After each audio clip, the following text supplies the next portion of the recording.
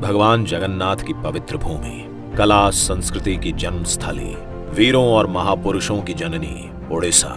कलिंग राज्य का उल्लेख महाभारत जैसे पौराणिक ग्रंथों में मिल जाता है और इसकी कहानी वे पत्थर भी कहते हैं जिन पर यहाँ के प्रतापी सम्राट खारबेल का नाम लिखा है। ओडिशा के निवासी कितने स्वाभिमानी, राष्ट्रभक्त और साहसी हैं, इस बात का प्रमाण कलिंग युद्ध स्वयं है।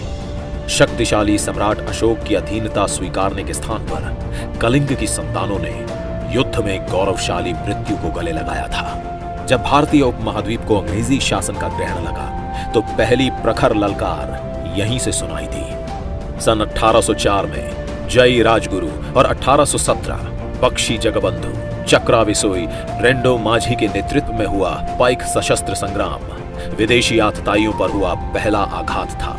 बाद में सरदार सुरेंद्र साई ने मुक्ति संग्राम को आगे बढ़ाया।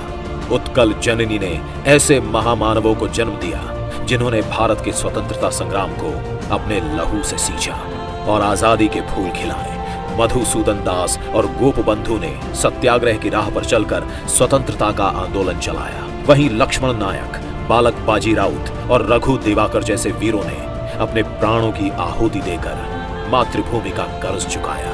पवित्र प्रधान जैसे कई स्वतंत्रता सेनानियों ने अपने संघर्ष से देश का मान सुरक्षित रखा। आज देश प्रधानमंत्री श्री नरेंद्र मोदी के मार्गदर्शन में अपने महान स्वतंत्रता संग्रामियों की स्मृति के उज्जवल आलोक में आजादी के 75 वर्षों का उत्सव मना रहा है। जब अपनी मातृभूमि पर गर्व करने वालों की बात चलती है तो सहज ही नाम याद आ जाता है उत्कल केसरी डॉक्टर हरे कृष्ण मेहताब का।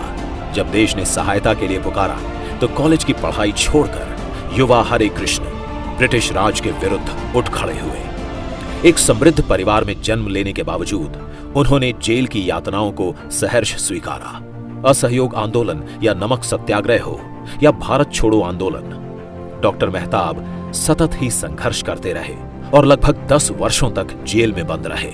जब आप 1942 से 1945 तक जेल में कैद थे तब भी ओडिशा के गौरवशाली इतिहास की स्मृतियां आपको उत्साहित रखती।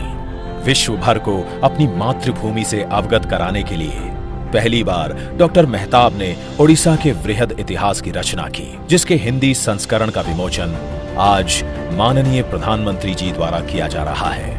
1946 में वे ओडिशा के प्रधानमंत्री बने और फिर अपने प्रयासों से उन्होंने 25 रियासतों का एकीकरण कर वृहदतर ओडिशा का गठन किया, जिसमें सरदार पटेल का उन्हें भरपूर सहयोग मिला।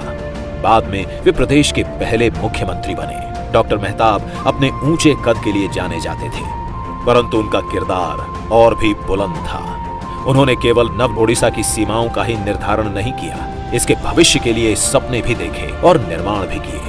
उन्होंने हीराकुंड बांध के निर्माण, पारादीप पोर्ट और राउरकेला स्टील प्लांट सहित अनेक उद्योगों की स्थापना से आधुनिक ओडिशा की नींव रखी, तो कटक के स्थान पर भुवनेश्वर को नई राजधानी बनाने में अहम भूमिका निभाई। मजबूत बुनियाद पर खड़ा ओडिशा आज धमरा और पारादीप बंदरगाह का कायाकल्प हो या ऊर्जा गंगा पाइपलाइन परियोजना, खनिजों का सही उपयोग हो या फिर प्रदेश को हाइड्रोकार्बन हब बनाने की बात, ओडिशा अपने नवोदय की ओर निरंतर बढ़ रहा है।